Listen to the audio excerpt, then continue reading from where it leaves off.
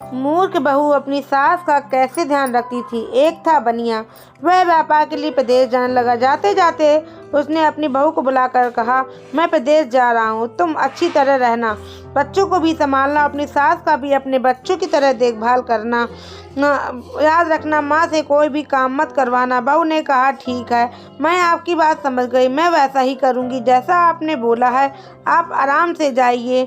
बहू ने बात ध्यान में रखी। बनिया तो चला गया। बहू ने दूसरे दिन माँ जी से कह दिया, माँ जी, आपके बेटे मुझसे कह गए हैं कि माँ को अपने बच्चों की तरह संभालना और उनको कोई काम मत करने देना। अब आप घर का कोई काम मत कीजिए, आप तो उन बच्चों के साथ खेलिए, खाइए और मौज करिए। माँ जी गहरे सोच में पड़ गईं। बहू फिर बोली, बहू ठीक है, अब मैं ऐसा ही करूँगी। कुछ दिनों के बाद बहू ने अपनी बेटी के कान छिदवाए। उस समय बहू को अपने पति की यह बात याद आई कि माँ के को बच्चों की तरह ही संभालना है। इसलिए बहू ने माँ जी के कान छिदवाने की बात सोची। उसने माँ जी से कहा, माँ जी चलिए, आपके कान छिदवाने हैं। माँ जी घबरा उठी। उन्होंने बहू से कहा, बहू मुझे अपने कान नहीं छिदवाने, क्या आप इतने बुढ़ापे में कान छिदवाऊं? बहू बोली, जी नहीं माँ जी, आपको तो यह करना ही होगा, मैं नहीं चाहती आपका बेटा मुझसे कुछ कहे, इसलिए आपको मैं अच्छे से देखभाल करूंगी। मेरी दोनों आंखें बराबर है, जैसी लड़की है वैसी ही आप भी हैं। माँ जी मन ही मन समझ गई और सुनार के पास बैठकर उन्होंने अपने कान छिदवा लिए। सुनार ने कान छेड़े और कान में धागा भी डाला। बहू जिस तरह रोज रोज लड़की के कान में तेल लगाती थी, उसी तरह माँ जी के कान भी लगाती रही। थोड़े दिनों बाद बहू ने अपनी बेटी के लिए बाली बनवाई तो उसे अपने पति की बात याद आई। फिर उसने माँ जी के लिए भी बाली बनवाई और कहा, आइए आपको यह बाली पहना दूं। माँ जी ने कहा, बहू मुझको क्यों बाली पहनाती हो, मैं बूढ़ी हूँ, मुझे इसकी जरूरत नहीं है, बाली तुम अपनी बेटी को पहनाओ, मुझको नहीं पहननी। लेकिन बहू नहीं मानी, जबरदस्ती करके माँ जी को बाली पहना ही दी। इसके पश्चात माँ जी छोटे बच्चों के साथ अपना मनोरंजन करती, घूमती खेलती और कई तरह की मौज मस्ती करती। बहू ने एक बढ़िया दिन देखकर अपने बेटे को नाई से चोटी रखवा ली। फिर बहू को माँ जी की याद आ गई।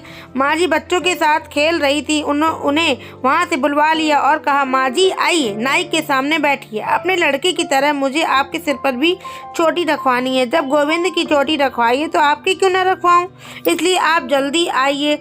माँ जी ने बहू को बहुत समझाया पर बहू टस से मस न हुई। आखिर माँ जी नाई के सामने बैठी और उन्होंने अपने सिर पर चोटी रखवाई।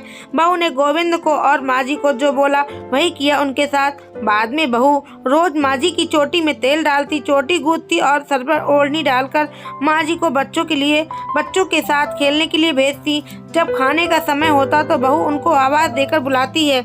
ऐसे ही रोज का हाल था। जब बेटा घर वापस आया तो सबसे पहले उसने बहू से माँ के बारे में पूछा कि माँ कैसी है और कहा, मुझे उनसे आशीर्वाद लेना है। तो बहू ने बताया कि माँ जी तो बच्चों के साथ खेल रही हैं, यहीं कहीं होंगी, आ जाएंगी।